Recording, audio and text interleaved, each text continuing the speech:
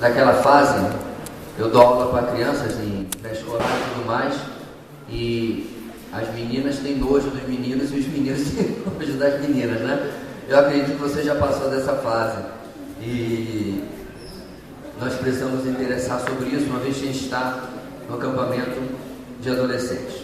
Agora, isso dito, dá uma olhada no tema da nossa mensagem, da nossa palestra, o vício. Por que o namoro ímpio, indecente, sensual e descompromissado, faltando R aqui do mundo, não serve para você? Será que o título parece suficientemente atrativo? Pronto. E aí pulou. Melhorou. Serve para você esse título? Por que o namoro ímpio, indecente, sensual e descompromissado do mundo não serve para você? Eu quero lhe avisar que essa não vai ser uma palestra fácil. Não vai ser uma palestra bonitinha, não vai ser um negócio fofo para apenas agradar, muito pelo contrário. Mas eu quero também dizer que esse material ele não é inédito, ele não é meu, ele é uma junção de diversos bons pregadores sobre isso, muito melhores do que eu.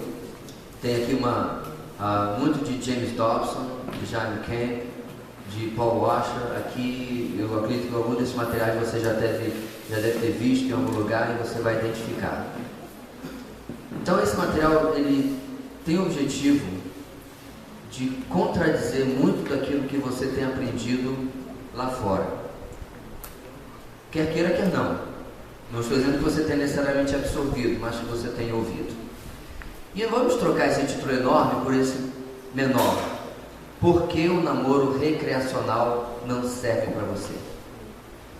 Esse é o nome carinhoso que a gente dá à ideia de namoro que você é alimentado todo santo dia. De segunda a sexta na escola você ouve sobre isso. Quando você liga a televisão, qualquer filme americano adolescente, você ouve sobre isso, sobre namoro recreacional. É um namoro sem um compromisso futuro. É um namoro sem uma base na busca da vontade de Deus. É baseado basicamente em eu gostei dela, ele é bonitinho. E assim vai. A primeira coisa que eu quero ver com vocês hoje é o seguinte: a maioria dos jovens chega ao casamento depois de no mínimo 5 ou mais namoros, às vezes envolvendo relacionamento físico. Essa estatística é baixa. Essa estatística é algo que reflete a realidade não só do mundo, mas em muitas igrejas. Essa é a realidade que a estatística reflete a minha realidade. Quando eu tinha a idade de vocês, eu já falei isso para os adolescentes da nossa igreja, eu trabalho diretamente com eles. Eu tive 0 palestras sobre namoro na minha igreja. 0 palestras de namoro em acampamentos. 0 palestras de namoro em congressos. Na verdade, a única ocasião em que nós conversamos sobre namoro, sexo ou qualquer coisa, eu era presidente da adolescência e eu trouxe 2 irmãos mais velhos e experientes, para trazer algum tipo de ensinamento. Então veja bem, por esse lado você já pode se considerar amplamente mais bem-aventurado e abençoado, porque a sua geração está ouvindo algo que a geração dos seus pais, tios e outros irmãos da igreja provavelmente não ouviram nada. E por isso, esse padrão que está projetado ali se estabeleceu, minha gente, e tem continuado. Agora você pode dizer, mas qual é exatamente o problema, pelo menos da parte sem envolvimento físico? Qual é o problema? Cada pessoa que nós nos relacionamos, minha gente, ela influencia na maneira como nós vemos o relacionamento com o outro sexo. Se é um bom namoro, no sentido de que tudo foi bem, mas não deu certo, tudo mais, ou um mau namoro, deixa marcas em você, deixa impressões em você, deixa no seu emocional, na sua psique, marcas que você vai carregar para o próximo namoro. É inevitável, e em especial se houve algum relacionamento físico, que haja comparações, que haja uma certa ideia de que era assim que devia ser ou que não devia ser, e agora olha só como é que está sendo. Porque você está comparando o seu relacionamento de namoro e no futuro de casamento com outros relacionamentos que sequer deveriam ter existido para começar a conversa. Segunda coisa essa tarde que a gente quer ver é o seguinte: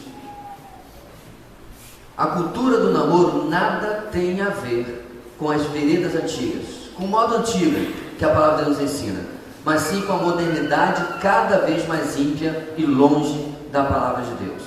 Então, ouça bem, aquilo que você e eu temos aprendido como namoro na mídia, com os amigos, não tem absolutamente nada a ver com as veredas antigas, com os caminhos antigos que a humanidade, não só o cristianismo, perpetuou durante muito tempo.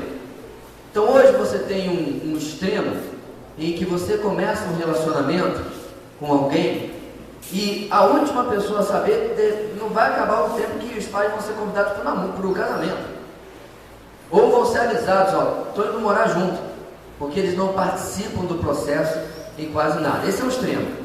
Vocês dizem, não, mas não é comigo. Ok, mas por favor, tenha paciência. O outro extremo é aquele extremo em diversas culturas e persiste até hoje, em que alguém escolhe o seu cônjuge. Um dia você chega em casa e diz, minha filha, está aqui o seu marido, o seu futuro marido, está tudo combinado com o pai dele, vai ser assim mesmo. Ainda existe isso hoje em algumas culturas, não é verdade? Ora, é claro que esse é um modelo completamente antibíblico e absurdo, mas também é este. Agora para pensar em uma coisa. Nesse modelo, você tem alguns jovens sem praticamente nenhuma experiência na vida, muitas vezes, adolescentes sem nenhuma experiência na vida, que estão supostamente escolhendo alguém com quem dividir a sua vida. Desse lado, eu também não estou advogando esse modelo, você tem um pai e uma mãe que dizem que ama você, que quer o seu melhor e que escolheu alguém para que esse melhor continue acontecendo na sua vida. Se nós tivéssemos, não vamos, que escolher um dos dois extremos, onde os pais não participam em nada e você recebe mais ajuda e conselho dos seus amigos da mesma idade do que alguém que já passou pelo casamento, qual dos dois modelos está mais perto de não dar errado? Eu acho que é aqui. Mas como é que nós podemos encontrar um meio termo? A palavra de Deus, pessoal, está aí para a gente exatamente encontrar este meio termo. Terceiro ponto dessa tarde: a cultura do namoro tem cada vez mais ignorado a sabedoria dos mais velhos e ouvido os conselhos dos demais jovens e da mídia, que é o que eu quis dizer com essa comparação extremada aqui. Você faz a escolha baseado naquilo que você é alimentado o tempo todo, por filmes de adolescentes, por programas, por músicas e pelos outros amigos que também alimentados. É uma retroalimentação, né? Fica girando que nem uma batedeira e todo mundo se alimentando da mesma coisa, mas muito pouco se alimentando da palavra de Deus. E como a gente viu no ponto 2, a nossa sociedade moderna está cada vez mais se afastando daquilo que Deus nos ensinou. Terceiro lugar essa tarde, meninos de 16 anos estão sendo incentivados a usufruírem os direitos de um homem, mas não as responsabilidades de um homem. Eu coloquei 16 anos aqui porque eu estou sendo camarada, porque está cada vez mais prematuro isso. Você quer ver só? Eu dou aula, como eu disse, para pré-escolar. Eles vão no máximo até terceiro, quarto ano. Eu tenho aluninhos bonitinhos, fofinhos, de 5 anos, que não perdem a oportunidade de ficar abraçado com a coleguinha. Ah, pastor, o senhor tem a mente muito suja. Que coisa linda e fofa, inocente. Né? Por que será que eu não fazia isso? Por que será que provavelmente você não fazia isso quando tinha 5 anos de idade? E eu não estou falando, minha gente, de um episódio isolado, não. Algo que eu vejo na sala repetidas vezes até dizer: Diogo, por favor, larga a colega, ela não vai cair não, pode deixar, senta para assistir a aula. E é recíproco. porque as crianças estão sendo alimentadas pela televisão, a qual elas assistem sem nenhum tipo de supervisão, nenhum tipo de orientação, que é importante ter uma visão de um namorico, e que os pais, os adultos aplaudem, que isso é legal, isso é bonitinho. Talvez você ache assim, pastor, o senhor está sendo muito exagerado. Pode ser, mas é aquilo que nós temos visto. Mas voltando ao ponto que nós colocamos, a nós, adolescentes, nós estamos numa cultura em que você é alimentado o tempo todo a usufruir de um direito que você não tem, certo? Porém, porque você não tem condição de assumir a responsabilidade daquele direito. Você quer agir como homem, mas não se responsabilizar como homem. Eu quero adiantar, rapaziada, que grande parte daquilo que a gente vai ouvir hoje diz respeito a você. Porque eu acredito, especialmente sendo pai de 3, que é um enorme privilégio você formar um homem para a nossa sociedade. É um enorme privilégio porque Deus tem colocado o homem como líder. Não existe pastorado feminino, isso é uma abominação diante da palavra de Deus. A liderança feminina tem o seu lugar, tem o seu papel, elas são uma bênção, mas a nossa sociedade, se tem entrado dentro da igreja, tem invertido os papéis cada vez mais. Isso é tão fato que até alguns anos atrás, a minha esposa tinha que ouvir algumas pessoas a procurar, dizendo assim: meu irmão, eu não sou o pastor está bem ali. Porque pessoas chegaram à nossa igreja vindo de outras congregações, acostumados com a história do pastor e da pastora, como se fosse uma corregência assim. E há inúmeras igrejas onde isso acontece hoje. Porém, eu acredito, minha gente, que o que nós temos, e uma das coisas que o diabo tem investido, é diminuir a liderança masculina e exacerbar o papel feminino. E qual é a consequência disso? Ora, as mulheres estão no lugar que não deveria estar ocupando, e os homens se omitem, porque se omitir é muito fácil, né? De um papel que eles deveriam estar assumindo. Porém, quando está na adolescência, ele quer ter direitos de um homem, mas quando ele não quer ter a responsabilidade desse homem. Ponto 5. Assim, diante disso, cada vez mais esses homens esticam a sua adolescência até os 30, 35 anos e mais.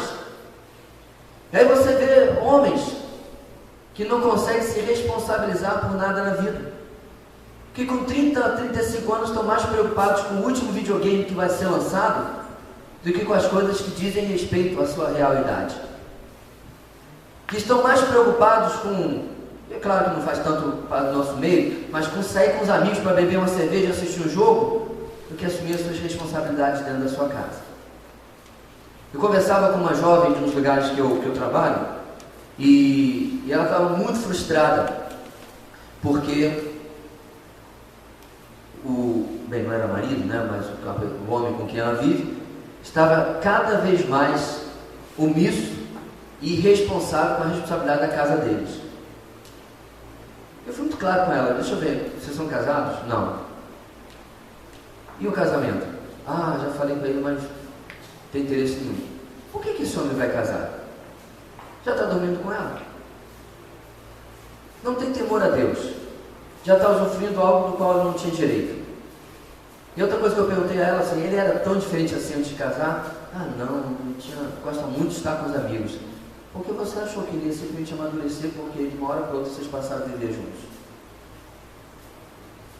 E o que acontece, meninas, é que vocês estão cada vez mais que escolher de uma série de adolescentes de 20, 21, 22 anos que nunca, na verdade, cresceram, nunca assumiram responsabilidade.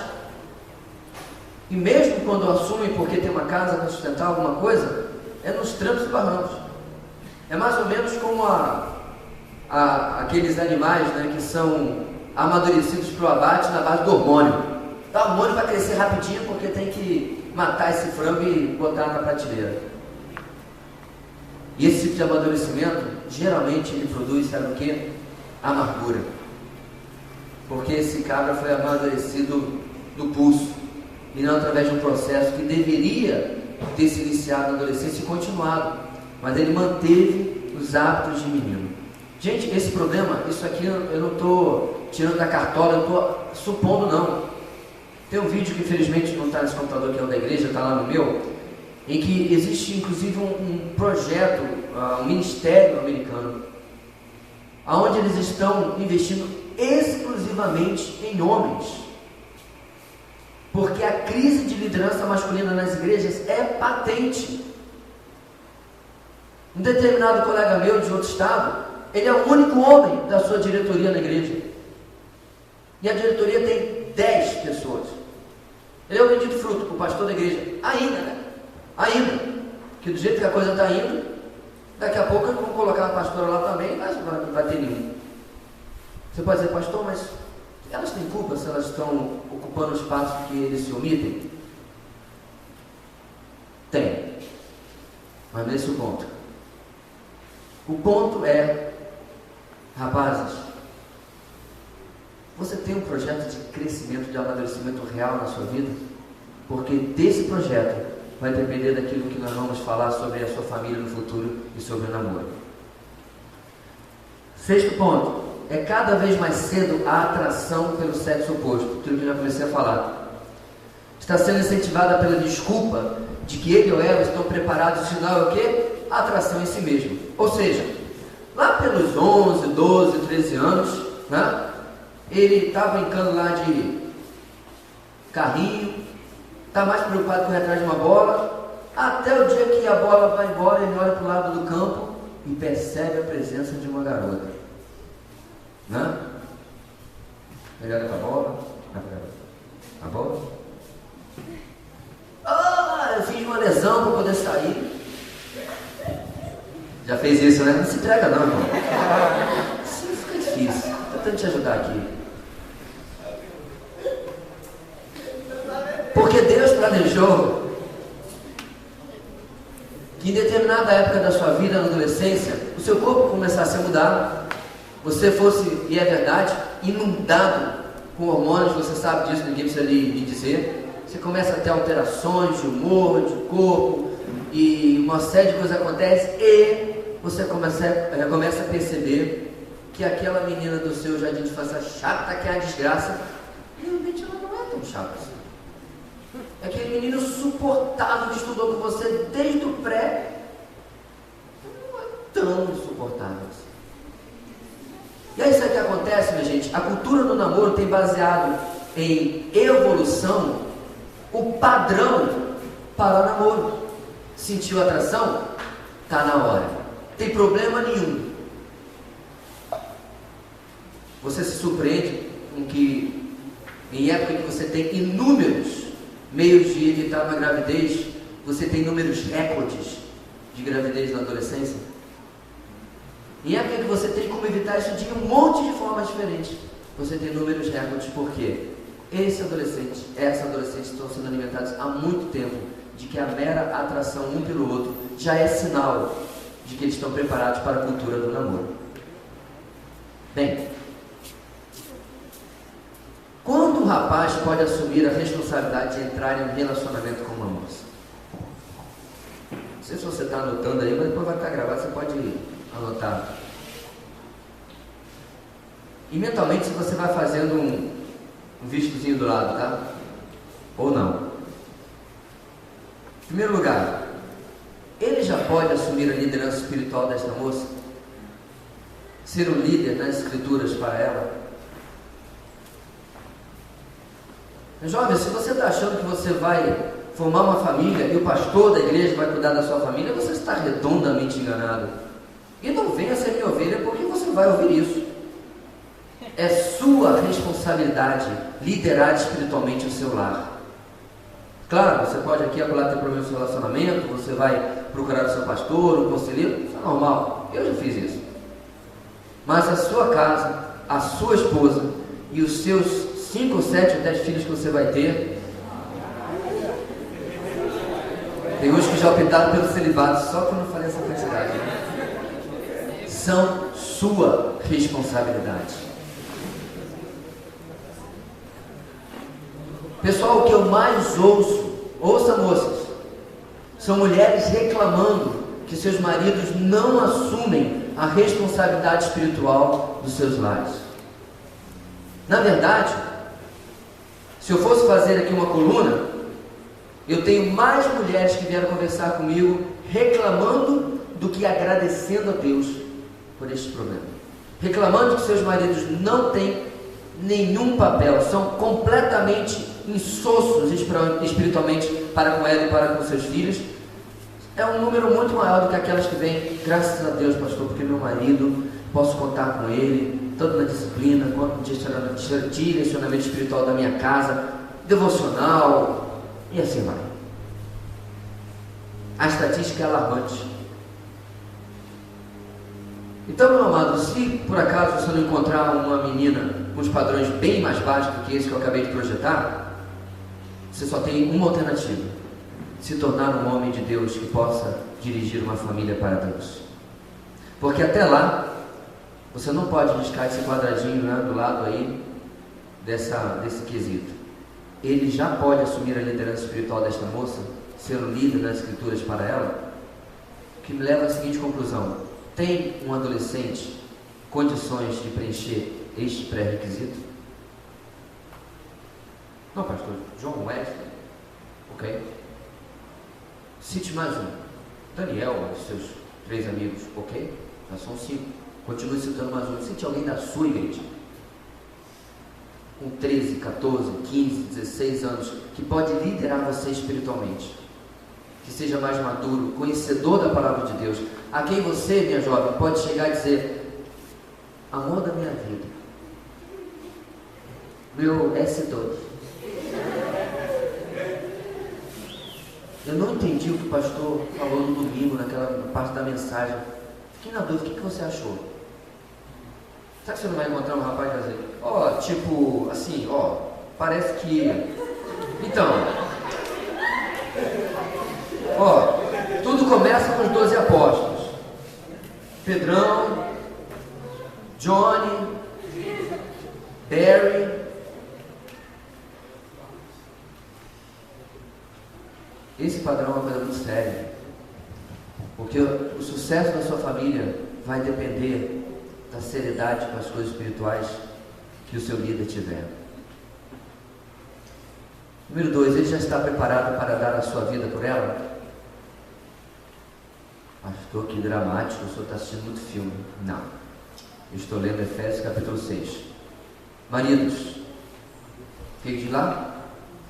Amem as suas esposas, assim como Cristo amou a sua igreja e fez o quê? Então o padrão do meu papel como marido complicou muito mais. Não é só saber das escrituras, é ser igual a Cristo.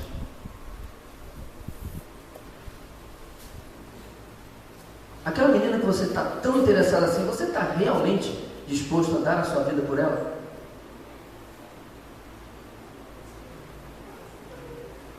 Mas dá. Só estou falando, dá mesmo, né? É pelo menos o que diz Efésios capítulo 6, né? Então você vê, minha gente, quão diferentes são padrões esses em relação ao que nós temos visto do mundo. Ela é legal, né? Se veste bem, fala bem, bonitinho, é carinhoso. Todas as coisas muito boas, mas não são aquelas que a palavra nos ensina. 3, ele já pode assumir o cuidado material e financeiro dela?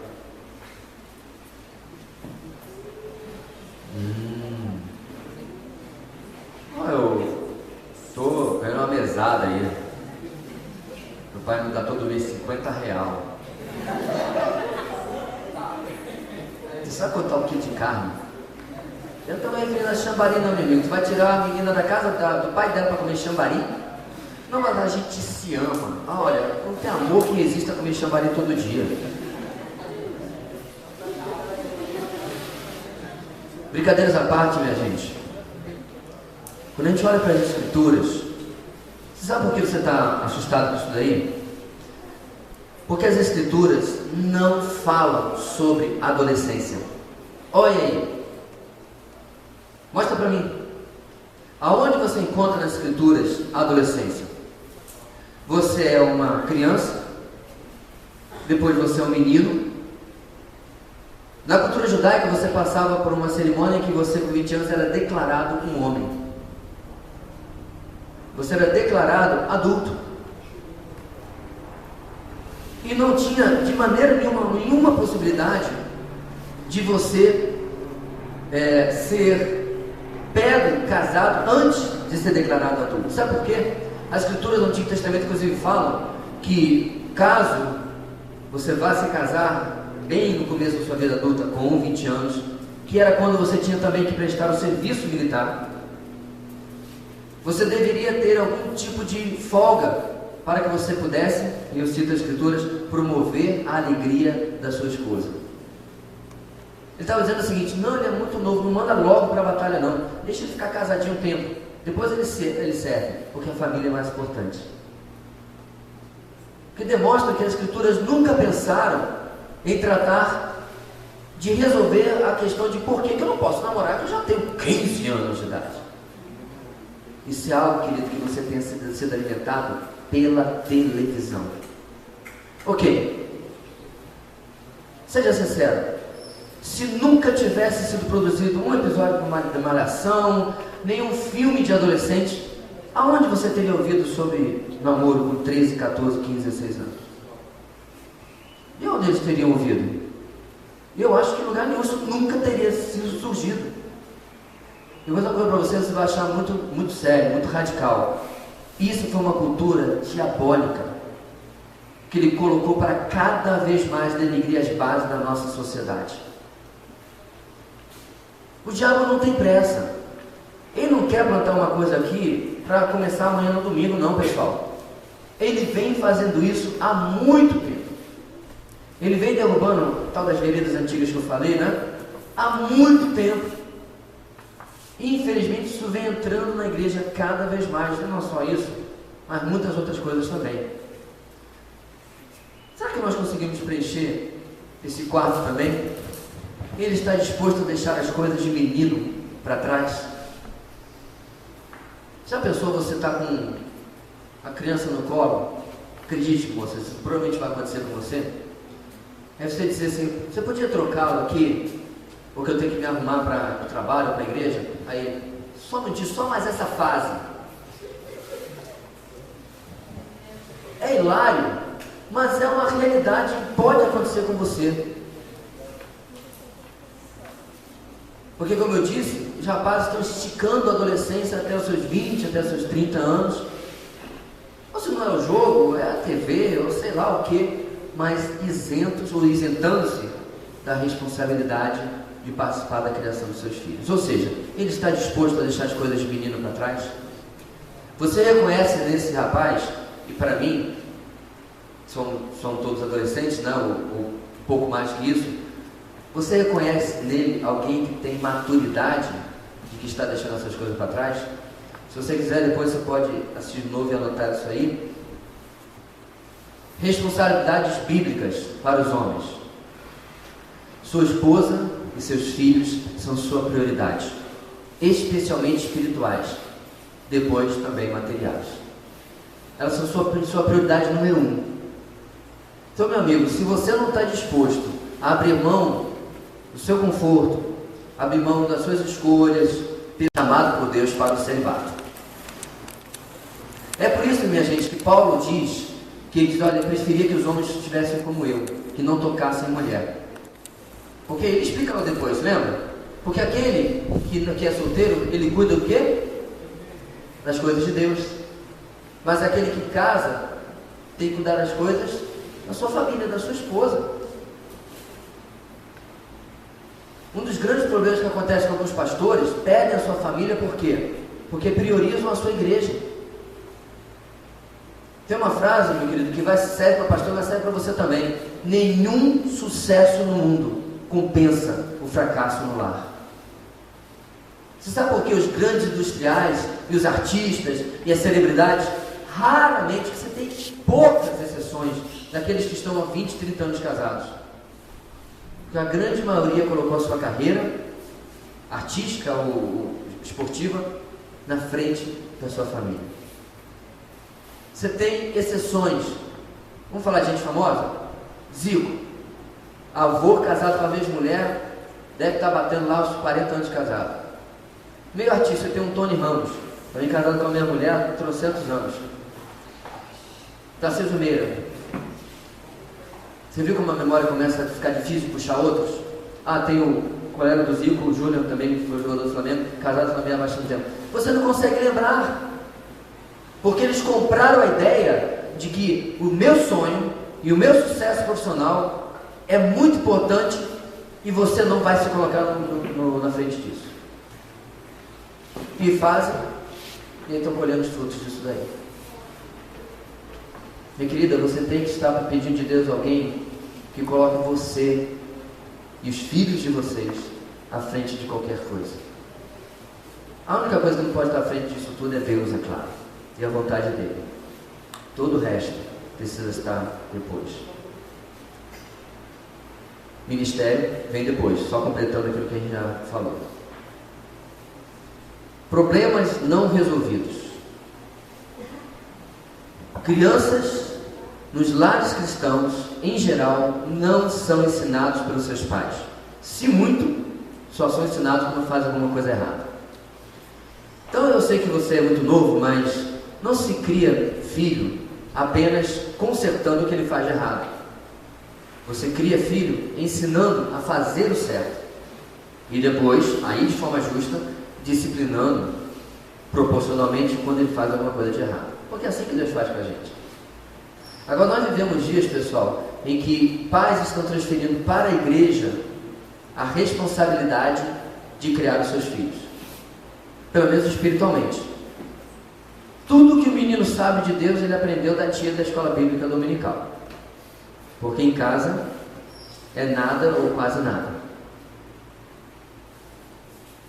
Uma vez um adolescente da minha igreja virou para mim, a gente trabalha muito em nossa igreja sobre vida diária com Deus. Nós não somos uma igreja de ficar fazendo evento, congresso e encontro e sei lá mais o que. Mas de fazer na vida diária com Deus. Ele tem insistido isso, eu tenho trabalhado direto com os adolescentes, eles sabem disso, são prova disso.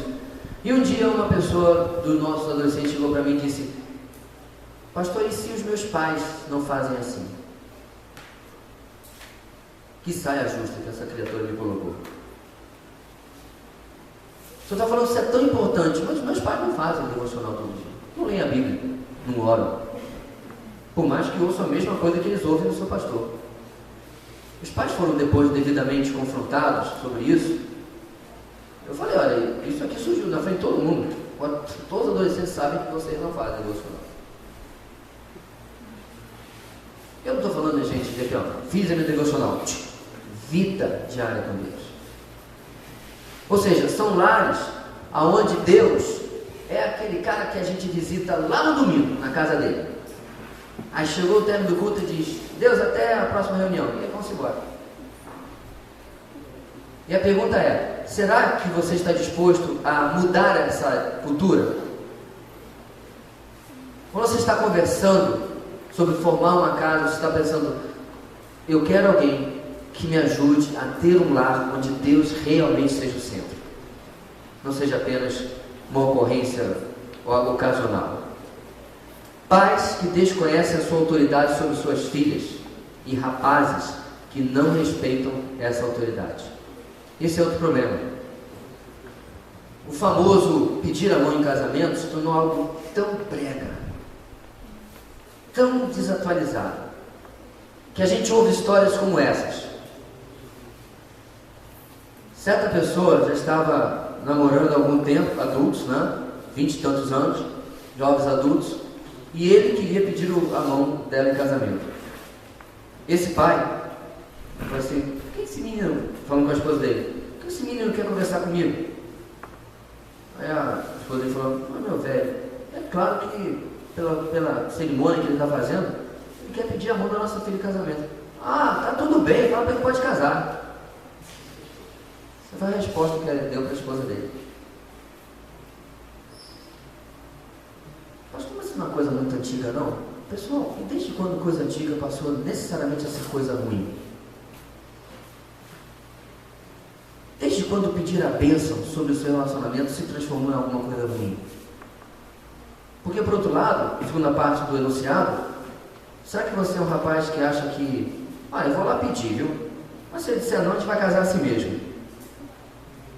E você começa uma vida a dois que já começa errado. Pastor, não, mas a gente orou e Deus confirmou. Querido, se tem um princípio bíblico que você precisa aprender é que Deus confirma a sua vontade também através de autoridades humanas.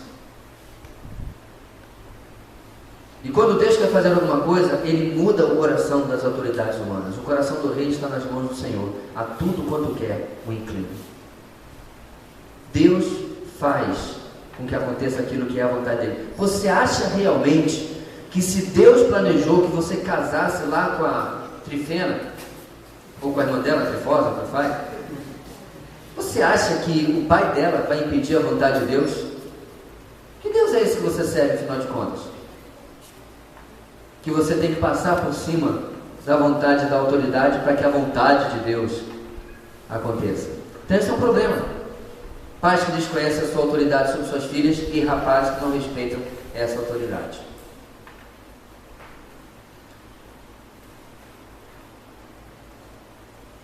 Três, meninos e meninas que pulam o treinamento para se tornarem homens e mulheres. Já falei um pouquinho sobre isso, porque no Antigo Testamento, na Bíblia, nós não encontramos essa divisão. Na verdade, minha gente, quando o rapaz chega na adolescência, é a reta final para que ele seja treinado pelo seu pai sobre o que é ser um homem de verdade. Quando a moça chega à adolescência, é a reta final para ela ser treinada pela sua mãe, o que é ser uma mulher de Deus de verdade. Agora eu sei que eu estou falando em um cenário perfeito, onde tem um pai que teme a Deus, uma mãe que teme a Deus, mas saiba, há alternativas, graças a Deus pela igreja. A igreja é ensinada em Tito capítulo 2, estou antecipando um pouquinho de coisa que a gente vai falar no final, que os mais velhos devem ensinar os mais novos. Tito capítulo 2 expande, dizendo que isso não é papel apenas dos pais, principalmente. Mas, com certeza, Paulo sabia que havia na igreja muita gente cujos pais não eram crentes, não eram cristãos. Como é que você faz com esse pessoal? Os outros adultos adotam espiritualmente aquele rapaz ou aquela moça. Nós temos uma experiência de um casal que já foi da nossa igreja, foi embora do estado, que eu sempre gosto de compartilhar. Ele converteu-se e os pais não eram crentes, nem mais casados eram divorciados.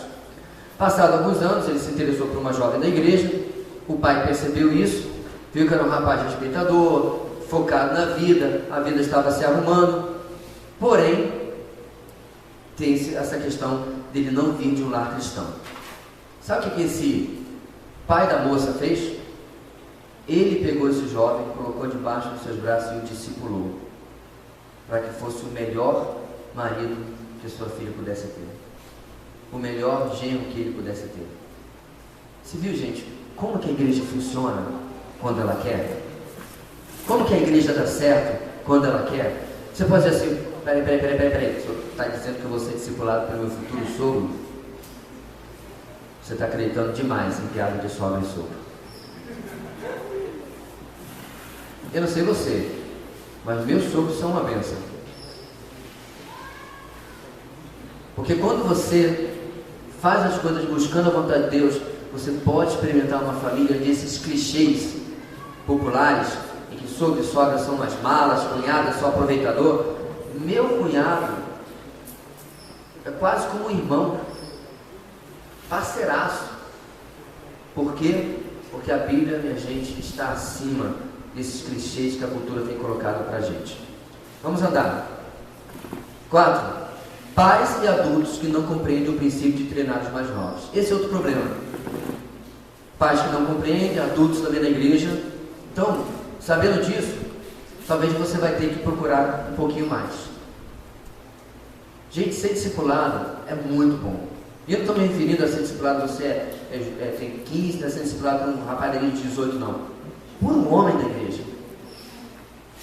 Por uma mulher da igreja. Ou pelos seus pais, se eles são também cristãos e levam a vida séria com Deus. Número 5, meninas que aprendem tudo sobre maquiagem e moda, ser chique e sensual, mas pouco ou nada em como se tornarem mulheres piedosas. Isso é algo muito sério. Elas estavam até agora respirando tranquilo, né? Porque parece que estava só indo lá em cima dos rapazes. Mas meninas, como isso é realidade?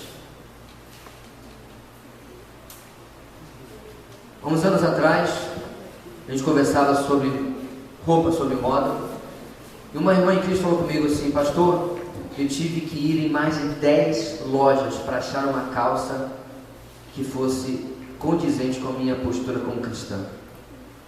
Estava no topo da moda Saint-Tropez. Você não sabe o que é isso? Cintura baixa. Você sabe o que acontece com uma calça cintura baixa quando você abaixa, né? Ela não esconde grande coisa na frente e revela tudo que está atrás. E essa irmã disse, ela rodou 10 lojas para que ela encontrar uma roupa. E todo mundo falava: eu quero uma calça jeans normal que não sei cintura baixa. Não tem não. Não tem não. Ih, faz tempo que não tem. E ela andou e andou e andou até que ela finalmente encontrou. Quem morando em Guaraba como a gente, eu não queria ficar usando uma camisa longa, né? Com a calça única que ela tinha antes, que ela tinha encontrado. Ela falou: nessa vez eu vou encontrar. Sabe por quê, pessoal? A faculdade que a minha irmã fez de moda, adivinha quantos homens tinha? Eu não estou me referindo só a cromossoma, não. Não estou me referindo apenas a CXY, mas homem de verdade. Numa das turmas que pelo menos ela me contou, nenhum. Os 2 ou 3 ou 4 ou 5, eu não sei quantos estavam lá, jogava para o outro time. Você acha realmente que um homossexual tem algum interesse em mostrar santidade no seu corpo? Você acha realmente que um homossexual que nem lá admira o seu corpo tem algum interesse em proteger a santidade do seu corpo? E são eles que ditam, em grande parte, a moda no nosso país e no mundo inteiro. Quantas vezes eu já vi no programa de televisão, passam assim um segmento sobre moda, e lá está o pastor dizendo assim: esse modelito tem o objetivo de mostrar a sensualidade da mulher brasileira, lá com seus trejeitos e tudo mais. Este é o objetivo, porque isso vende, porque nós vivemos uma sociedade corrompida onde isso vende. Aí que nos leva ao problema. Aonde, menina de Deus, moça de Deus, mulher de Deus, aonde você se encaixa nisso?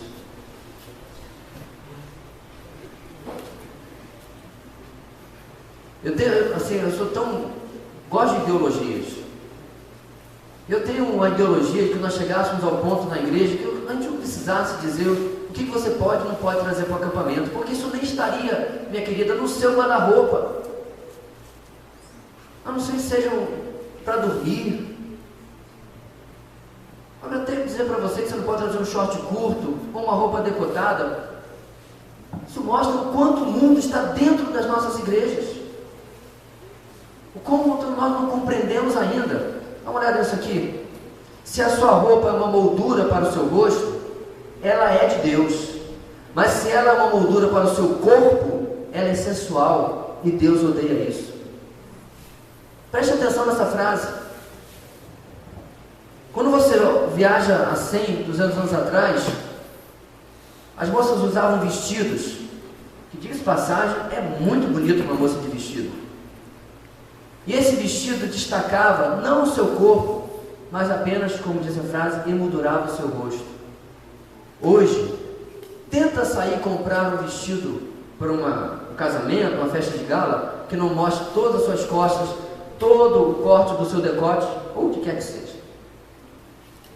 Tente. Você vai ter que dizer: esse não, esse não, esse não. Ah, me dá um pedaço de tecido que eu vou mandar fazer.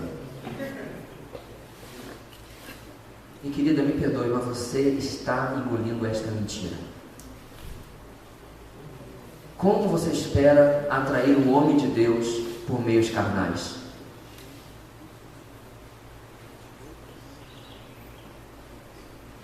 Responda para si mesmo. será que você está apenas revelando aquilo que você de verdade quer? Atrair alguém por atributos que ele, na verdade, só deveria de verdade conhecer quando vocês estivessem casados. Há uma mulher que eu posso olhar e dizer para minha esposa: veja que moça linda e elegante, enquanto há outras que eu só posso desviar o olhar. Aquela que usa roupa para emoldurar o seu rosto, eu posso virar para minha esposa e dizer: poxa, moça bonita, moça elegante, né? Uma candidata para nora, quem sabe? Tem outras que eu digo para minha esposa: ai, que nem passa nem perto dos meus filhos, e nem perto de mim, diga-se de passagem. Pastor, o senhor está retratando um mundo onde todo mundo vê sensualidade em tudo quanto é lugar, e você não vive nesse mundo, não é? Liga a sua televisão, olhe um outdoor. Há sensualidade no marketing, na propaganda, na moda. Já contei isso para vocês em outra mensagem. Em 1990, eu ganhei o convite, não tenho dinheiro para essas coisas, naquela época, sendo seminarista, para ir na feira do automóvel. Ia ser a primeira vez que a Ferrari ia estar no Brasil. Aí eu ganhei, fui lá pro negócio lá em São Paulo, longe pra caramba de, acho que vai em Embi. Rapaz, longe que a desgraça, mas eu ia ver a Ferrari, eu tinha que ver a Ferrari. Ganhei o convite, não paguei nada. Quando eu cheguei lá, sabe o que mais me chamou a atenção? No sentido que eu mais percebi, não é que me chamou a atenção, não, pelo amor de Deus. Não tinha um carro, nem umzinho, que não tivesse uma modelo trepada assim em cima dele. Não podia fazer na Ferrari, porque afinal de contas custava milhares e milhares de... eu não lembro nem qual era a moeda da época. Dólares. E ela estava um monte de barbado ao redor da Ferrari, né? E eu, ainda sem barba nenhuma, ao redor dela. E foi o único carro que os outros falaram assim: moça, ela, pois não? Pode dar licença para tirar uma foto? Porque todo mundo queria ver a Ferrari. Porque às vezes tem homem que gosta mais de carro que de mulher, é verdade. Mas essa é a realidade, todos os outros carros. E era só alguém entrar no carro para conhecer, lá no carona entrava a moça. E detalhe, elas estavam de vestido longo, o corte era até aqui no meio do quadril, mas o vestido era longo. Entrava lá e dizia assim: esse carro é a sua cara, sexo vende. Infelizmente, muitas têm dentro da igreja comprado essa mentira sem nem perceber. Meninas que aprendem tudo sobre maquiagem e moda. Até nenhum problema, viste-se bem, cuide-se. Até ser chique, mas também aprendem a ser sensuais. Mas pouco ou nada como se tornar uma mulher piedosa.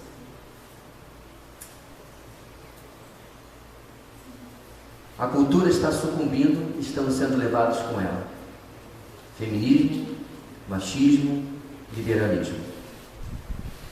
Está dentro da igreja, mas ela não precisa estar necessariamente dentro do seu lar. Talvez, se cada lar perceber isso, não vai estar tão dentro das nossas igrejas também. O que fazer quando chegar a hora? Então você deve estar pensando: pastor, não passei lá no teste dos 4 requisitos, então nada daquilo ainda. Joia. Vamos supor, daqui uns bons anos que você tenha, que você diz: não, agora, olha, tenho condição de liderar uma jovem espiritualmente, eu posso cuidar dela. Não, que coisa de menino, eu quero coisa de... eu sou homem de verdade, isso é uma palavra de Deus. O que eu faço? Em primeiro lugar, óbvio, ululante, ore. Porque a palavra de Deus diz que a mulher vem do Senhor. A herança, tudo mais vem dos pais, mas a mulher sábia vem do Senhor. Querido, não tem cupido melhor do que o teu Deus.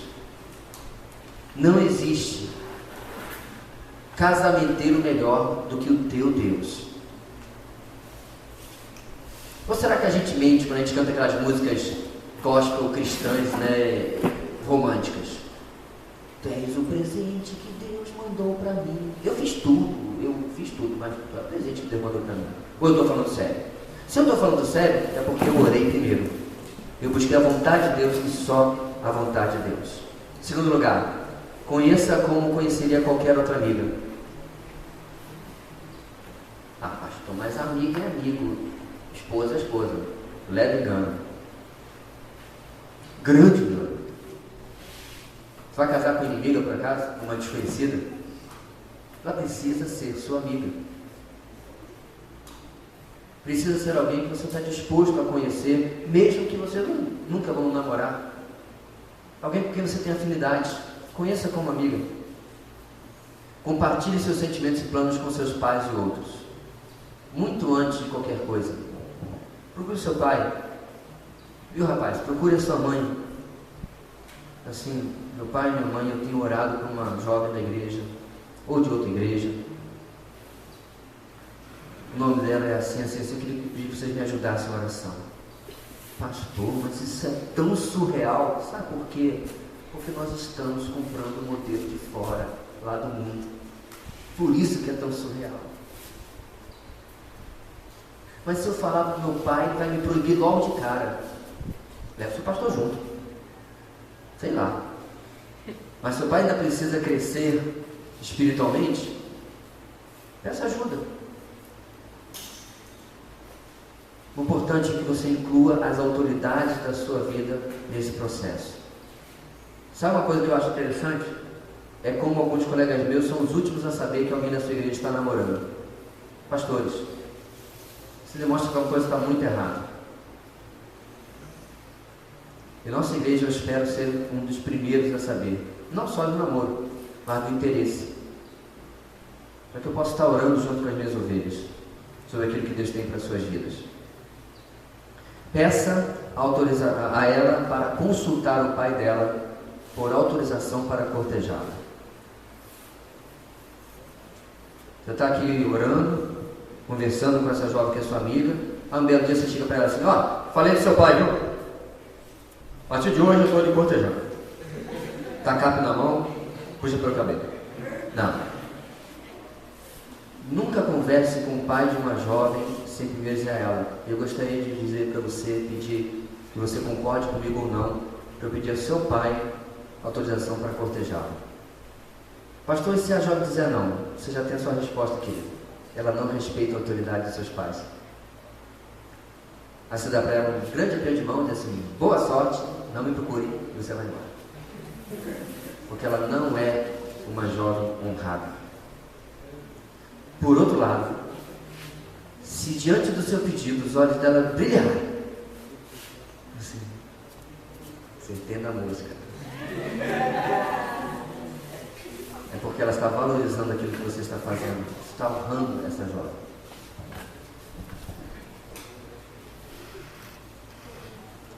O que fazer quando a hora chegar? Quinto ponto: se a decisão for negativa, o pai dela, respeite a decisão dele. Você procurou, né? Tomou 1 litro de maracujina, uns 3 Valiums para se acalmar. Está calmo, até tão calmo que chega a estar sorrindo. E ela, se ele disser assim: não, minha filha é muito nova. Isso é uma coisa bem absurda. Não, minha filha vai casar com gente como você, não. Acontece. Respeite a decisão do pai dela. Mostre que você tem a honra, que talvez você não esteja nem sendo tratado com ela. Entenda, meu irmão, o erro dos outros nunca é autorização para que nós possamos cometer os nossos mesmos. Porque o coração do rei está nas mãos do Senhor e a tudo quanto quer o inclina. Se Deus tem aquela jovem para você, Ele mudará o coração daquele homem. E a sua atitude honrada já é o primeiro passo para Deus começar a trabalhar. Agora, se você virar para Ele, ou pelas costas dele, e insistir no relacionamento a si mesmo, você só vai fortalecer a opinião de quem disse não a você. Agora, reconheça isso como direção de Deus. É Deus que está fazendo algo nessa história. Confie na soberania de Deus. Agora, se a decisão for positiva, provavelmente, né, ele vai dizer: quais são as suas intenções para com a minha filha? Certamente ele vai lhe dar um grande questionário. Se talvez ele não lhe conhece tão bem como deveria conhecer, quais são os seus planos? Se a decisão for positiva, estabeleça regras que lhes protegerão enquanto se conhecerem. A história que eu vi agora recentemente diz o seguinte, que 2 jovens procuraram um pastor e disse: pastor, estamos nos consagrando, trabalho na obra, ela também, mas aqui e acolá, pastor, nós temos tantas tentações. Às vezes, quando nós estamos voltando do cinema e paramos na frente da casa dela no carro e a coisa começa a ficar complicada, a mão escorrega, a mão naquilo, aquilo na mão, coisa difícil. Sabe o que o pastor virou para ele e disse? E o pastor falou assim: esse menino é um menino muito espiritual, provavelmente mais do que eu. Mas não disse isso, disse para mim: você se acha mais espiritual do que eu? Menino: não. Você já pregou tantos sermões como eu já preguei? Menino: não. Você já foi missionário lá na selva como eu fui? Menino: não. E por que você acha que você vai resistir a uma tentação que eu já digo claramente para você, eu não resistiria? Regras não foram feitas, pessoal, para acabar com a sua diversão, alegria ou qualquer que seja. São proteger você. Eu coloquei, eu não tinha como puxar, depois que eu lembrei, alguém leu, que eu coloquei no Facebook há mais ou menos 1 mês, 2 meses atrás. Um jovem me chamou, ele mora lá do outro lado do Brasil, lá em Minas Gerais, e falando exatamente como é que a gente faz para ter um namoro santo. Tem que orar mais, pastor, tem que jejuar mais. Eu falei: não, tem que dar menos mole, tem que dar menos bobeira. E eu falei várias coisas, depois eu refiz o texto e eu coloquei online. Nunca esteja sozinho com a sua namorada. Nunca. Sozinho é sozinho. Pastor, nós vamos... Vocês já são adultos, né? Acho que nós já entendemos que são coisas para quando você tiver condições de preencher os pré-requisitos. Você já está dirigindo e você vai voltar com a sua namorada sozinho para a Boa Vista. Não. Nunca é nunca. Você chegou na casa dela para cortejá-la e não sabia, os pais estão fora fazendo alguma coisa. Você não entra naquela casa. Eu nunca vi alguém fornicar tendo estado do lado de um monte de gente. Você já conheceu alguém? Não, pastor, nós dormimos juntos. Os pais dela estavam no sofá do lado. Você ouviu falar de uma situação dessa? Por outro lado, quantos, talvez colegas seus, adolescentes caem em pecado sexual, jovens caem em pecado sexual porque acham-se espirituais demais. Porque acharam que não ia acontecer com eles. Ou acharam que eles podiam apenas ficar ali, né, no limite. Como se estivesse no limite, já passou há muito tempo. E passam, porque as regras não foram estabelecidas. E essas regras são estabelecidas com os pais, não só entre vocês. Busquem pela oração e pela palavra a vontade de Deus sobre se vocês têm ou não um futuro juntos. Por isso que se chama, pessoal, corte. O que eu estou tratando aqui não é licença para você sair trocando fluidos salivais para lá e para cá, não. Como disse uma vez, inclusive, um padre, numa palestra na minha escola quando eu era pequeno, Jesus falou para que amássemos uns aos outros, mas alguns jovens leem para que amassássemos uns aos outros. Um padre que fala isso aí. O que eu estou falando aqui é corte. Não é licença para você ter relacionamento como você vê no filme de Hollywood, não. É você buscar em Deus a vontade dele para saber se vocês têm ou não um futuro juntos. Pessoal, como eu falei, isso não é uma palestra fácil. Porque é o contrário do que muitos de vocês têm ouvido. Daqui a alguns meses, nossos jovens adolescentes da igreja vão ler o livro sobre namoro, que fala basicamente tudo isso que eu já falei aqui. Vão discutir entre si, vão conversar. Eu vou postar isso online, se você quiser também participar desse grupo de leitura. Nós temos um grupo de leitura online. Você é bem-vindo também. Mas a verdade é que você tem que hoje fazer uma escolha também. Você vai servir a Deus ou você vai servir ao mundo? Você vai servir a Deus ou você vai servir a si mesmo, aos seus desejos? aos direitos que você acha que tem, mas na verdade você não os tem ainda. Temos alguns minutos, alguém tem alguma pergunta que quisesse fazer? Eu queria água. Não tinha água a vender, né? Pode ser água de grátis mesmo. Alguém tem alguma pergunta, pessoal? Quer fazer?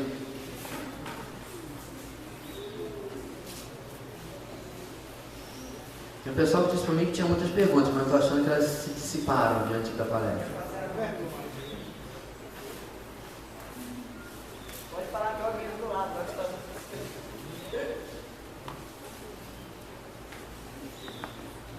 Tem mais não sua pergunta, querida?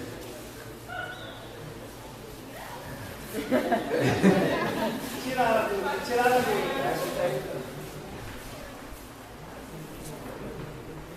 Ou a palestra foi muito boa ou muito ruim, porque ninguém tem nada para perguntar. Pode ser.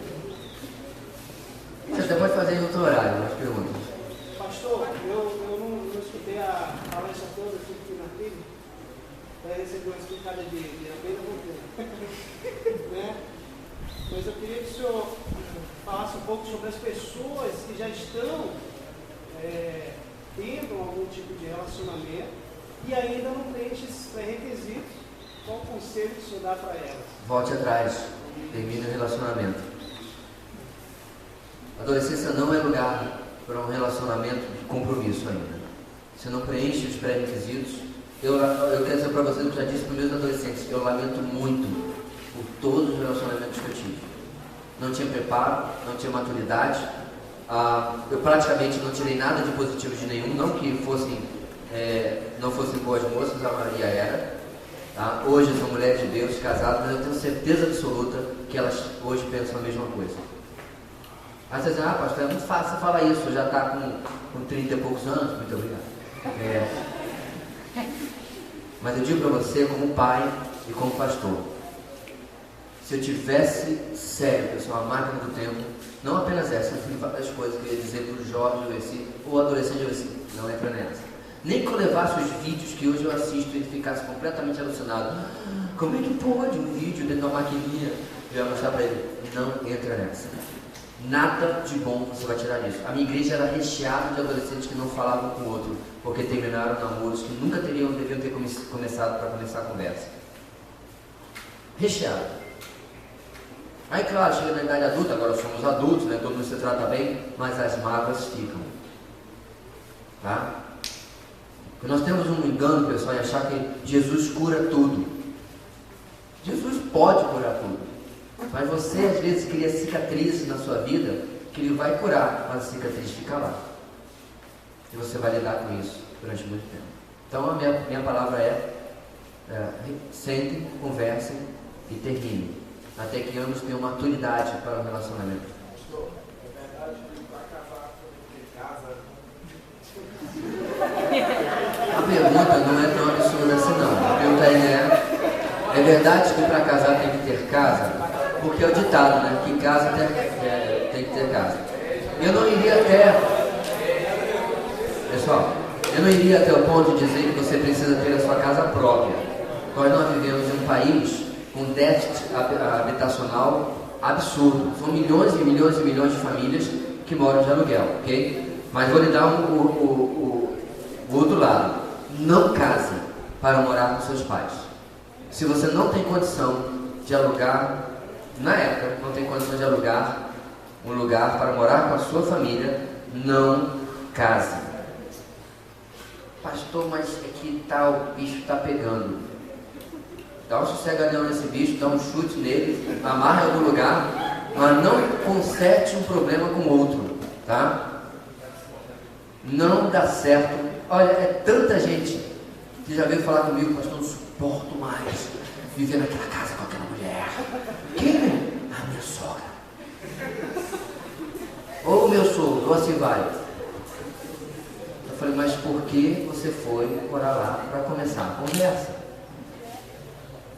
Ia morar lá no Cidade Satélite 18, mas vá morar sozinho. Quem casa, quer casa, nem que seja lugar. Quer uma parte, minha senhora? queria dizer um versículo bíblico. Agora não é Bruno. A Bíblia fala algo muito sério, que às vezes nós não trabalhamos. Vocês estão ouvindo? Nós temos a gravação. Porque às vezes nós não trabalhamos esse texto como deveríamos. Está em Provérbios, ele diz assim: estenda bem as suas estadas, trabalhe bem a sua lavoura e depois constitua a família. Versículo de estudo, né?